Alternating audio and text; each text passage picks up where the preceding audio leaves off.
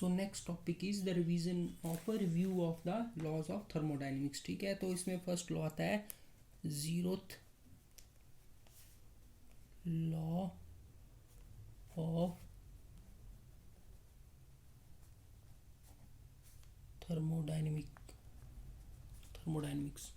ठीक है, तो जीरोथ लॉ क्या बोलता है, व्हेन, इसकी स्टेटमेंट लिख लेते हैं हम। तो ये बोलता है when two bodies have equality, ठीक है, equality of temperature, when two bodies have equality of temperature with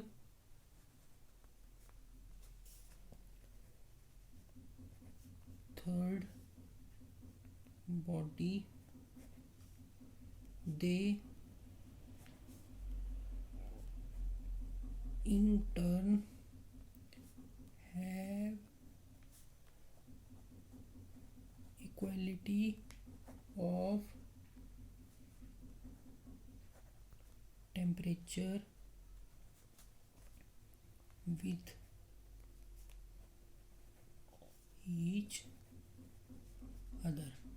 ठीक है, तो बोलने का मतलब है, अगर सिंपल मैथमेटिक्स टर्म में हम देखें कि ए का टेम्परेचर जो है क्या है, when two bodies have equality of temperature with a third body. तो टू बॉडी, यहाँ पे टोटल 3 बॉडीज है, मान लो ए बी और सी। तो उन्होंने बोला कि 2 बॉडीज है, ए उसका टेम्परेचर भी सी के बराबर है और बी का भी, 2 बॉडीज है और थर्ड के टेम्परेचर बराबर है। तो इसका मतलब सिंपल सा मतलब क्या हुआ कि ए और जो बी है उनका टेम्परेचर भी आपस में बराबर है विद ईच अदर। तो इट्स वेरी सिंपल, है ना। तो और अगर इसको एक्सपेंड करना तो A is equal to B is equal to C. ठीक है, दैट इज टेम्परेचर। तो ये हमें थर्ड मतलब जीरोथ लॉ ऑफ थर्मोडाइनमिक्स की स्टेटमेंट हमें बोलती है। तो अगर इसको आपने समझना हो तो समझने के लिए ये है कि प्रैक्टिकली आपने ऐसे लिख लिया कि 3 बॉडीज है, तो मैथमेटिक्स में भी ऐसे ही होता है। अगर मतलब दो टर्म्स जो है इंडिविजुअली तीसरी टर्म के बराबर है, तो इट मीन्स कि वो दोनों टर्म आपस में भी बराबर है। तो ये है, ठीक है। तो नेक्स्ट है इसमें फर्स्ट लॉ ऑफ थर्मोडाइनमिक्स। तो इसकी स्टेटमेंट में लिखूंगा नहीं, क्योंकि आप कई बार ये स्टेटमेंट सुन चुके हो। ठीक है, तो यहाँ पे फर्स्ट लॉ ऑफ थर्मोडाइनमिक्स क्या बोलती है, energy can neither be created nor be destroyed although it may be converted from one form to another. ठीक है, तो बोलने का मतलब है energy can neither be created, तो एनर्जी को आप क्रिएट भी नहीं कर सकते ना उसको डिस्ट्रॉय कर सकते हैं, बट इसको वन फॉर्म टू अनदर। इसके लिए आपने बहुत से एग्जांपल पढ़े हैं हमेशा ही, जैसे आपने पावर हाउस का पढ़ा होगा, जो हाइड्रो इलेक्ट्रिक पावर हाउस है या कोल वाला पावर हाउस है, तो कोल की जो थर्मल एनर्जी है उसको वो मैकेनिकल एनर्जी में कन्वर्ट करते हैं। या हाइड्रो इलेक्ट्रिक पावर हाउस है तो पानी को कहीं हायर रेजरवायर में स्टोर करते हैं और वहाँ से उसको नीचे गिराते हैं। ठीक है, तो टरबाइन घूमती है और टरबाइन घूमने से इलेक्ट्रिकल एनर्जी मतलब जनरेट होती है। ठीक है, तो ये सब चीज़ें आपको पहले ही क्लियर है। तो इसके लिए मतलब इसकी अदर स्टेटमेंट भी हैं, जैसे एक स्टेटमेंट है इसकी, total energy of an isolated system remains constant although it may undergo transformation from one form to another. तो आइसोलेटेड सिस्टम क्या होता है, आइसोलेटेड सिस्टम मतलब एक आपको होता है जो सिस्टम ना सराउंडिंग के साथ हीट एक्सचेंज करता है ना एनर्जी, इसकी डेफिनेशन मैंने आपको बताई थी। तो उसका मतलब है कि जो एनर्जी है उसमें वो अंदर ही अंदर है। ठीक है, उस सिस्टम के अंदर डिफरेंट पार्ट्स हैं, डिफरेंट फेजेस हैं, तो एनर्जी एक फेज से दूसरी फेज में मूव कर रही है, पर वो एनर्जी वहाँ पे कंजर्व्ड है, कांस्टेंट है। ठीक है, तो दूसरी स्टेटमेंट है whenever certain quantity of some form of energy disappears an exactly equivalent amount of some other form of energy must be produced. ठीक है, तो ये आपकी जो जनरल डेफिनेशन बताई उससे ही कोरिलेट करती है। देखो, whenever certain quantity of some form of energy disappears, तो किसी फॉर्म की एनर्जी जब डिसअपीयर होती है तो उसके इक्विवेलेंट अमाउंट में सम अदर फॉर्म की एनर्जी मस्ट बी प्रोड्यूस्ड। तो जैसे मैंने बताया हाइड्रो इलेक्ट्रिक पावर हाउस है, तो वहाँ रेजरवायर से जो वाटर की एनर्जी है मतलब उसकी काइनेटिक एनर्जी है, तो वो किस में कन्वर्ट हो रही है, इलेक्ट्रिकल एनर्जी में। तो इक्विवेलेंट अमाउंट जो है इलेक्ट्रिकल एनर्जी में प्रोड्यूस हो जा रहा है। ठीक है, तो तीसरी है, इट इज़ सबसे इंपॉर्टेंट डेफिनेशन है, it is important to construct the perpetual motion machine that is a machine which would produce work continuously without consuming energy.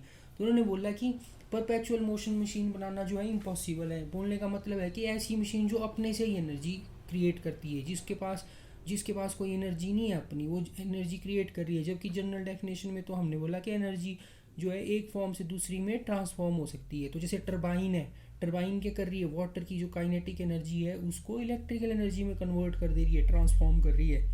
ठीक है, तो इन्होंने बोला कि ऐसा नहीं हो सकता कि वो टरबाइन जो है अपने से ही घूमती रहे और इलेक्ट्रिक एनर्जी जनरेट करे। ठीक है, तो इसके लिए इसने ये डेफिनेशंस बोली हुई है। ठीक है, तो यहाँ पे हमने इसकी जो सारी 2-3 डेफिनेशंस थी वो देख ली है क्या बोलते हैं। तो उसके बाद है फर्स्ट लॉ के लिए हम किस तरह से मैकेनिकल फार्मूला डिराइव करेंगे, या relationship between internal energy work and heat. ठीक है, तो उसको हम अब ट्राई करते हैं। तो उसके लिए हमारे पास तो इंटरनल एनर्जी अगर हमने सिस्टम की इंक्रीज़ करनी है तो उसके लिए हम 2 तरीके हैं। एक तो उसको हीट सप्लाई करो या उसके ऊपर काम करो सिस्टम के ऊपर। ठीक है, एनर्जी तभी कन्वर्ट होगी ना, जैसे हम उसके ऊपर वर्क करेंगे तो उसके ऊपर कुछ जो वर्क वाली एनर्जी है हम कुछ भी अप्लाई करेंगे उसके ऊपर, फोर्स या कुछ, तो हीट देंगे उसको। ठीक है, तो उसकी एनर्जी इंक्रीज़ हो जाएगी क्योंकि एक फॉर्म से दूसरी फॉर्म में एनर्जी कन्वर्ट हो गई। तो इनिशियली क्या है, internal energy of the system क्या होगी, U1 initially internal energy of the system U1। ठीक है, और उसके बाद क्या आ गया, फाइनली आ गया। ठीक है, 2 फेजेस है। अब पहले क्या था, सिस्टम के ऊपर कोई काम नहीं हुआ था तो उसकी इंटरनल एनर्जी थी U1, और finally internal energy of the system तो वो क्या आ गई, U2 आ गई। ठीक है, तो उसकी कितनी वैल्यू हो सकती है न्यूमेरिकल। ठीक है, तो अब उसने क्या किया, मतलब U2 का मतलब क्या हुआ, उसने U1 प्लस Q। अब समझिए ये क्या है, Q का मतलब है heat, Q is equal to heat, यहाँ लिख देता हूँ मैं, Q is equal to heat. तो हमने U1 जो इनिशियल सिस्टम था उसको हीट सप्लाई की तो उसकी एनर्जी क्या हो गई, U2 हो गई, है ना। If further work W is done on the system the internal energy is further increase and become, तो हमारे पास लिख लेना आपने यहाँ पे, if further work W is done on the system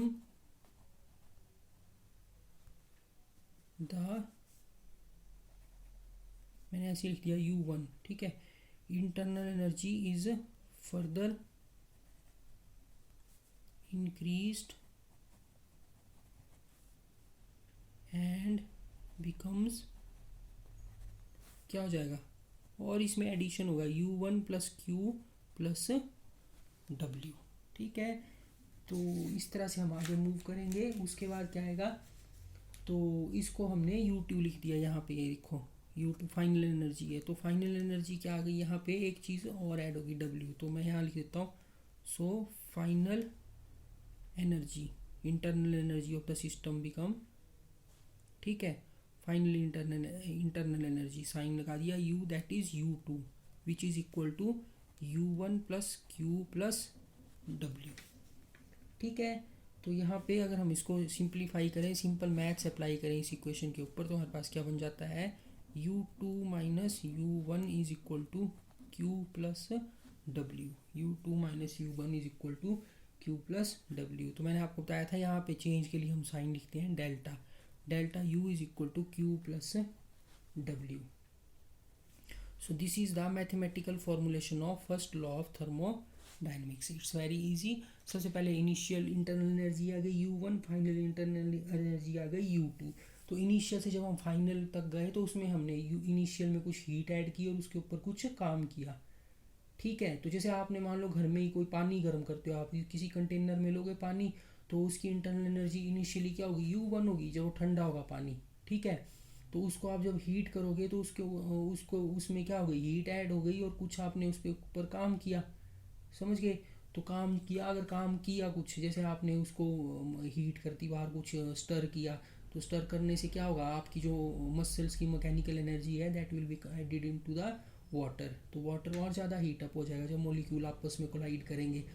तो वहाँ पे W की वैल्यू कुछ आ जाएगी। अगर आपने मान लो उसको स्टर नहीं किया, सिर्फ हीट ही किया, तो यहाँ पे W की वैल्यू 0 हो जाएगी। ठीक है, ये तो यहाँ पे टोटल जो फाइनल एनर्जी है that will be equal to the ये change in the internal energy will be equal to the only heat. समझ गए? तो आपको मैंने बता दिया एक छोटा सा एग्जांपल देके। तो उसी तरह है, इफ़ अगर मान लो आपने वर्क डन जो होता है that is pressure volume work. ठीक है, तो वर्क होता है यहाँ पे W की वैल्यू क्या होती है, वर्क आपको पता है it is the product of pressure volume. ठीक है, P डॉट डेल्टा V ये लिख दिया मैंने। तो यहाँ पे साथ में साइन भी लगता है, एक work is done on the system होता है, एक work is done by the system होता है। ठीक है, तो यहाँ पे हमारे पास आ जाएगा W is equal to P delta V।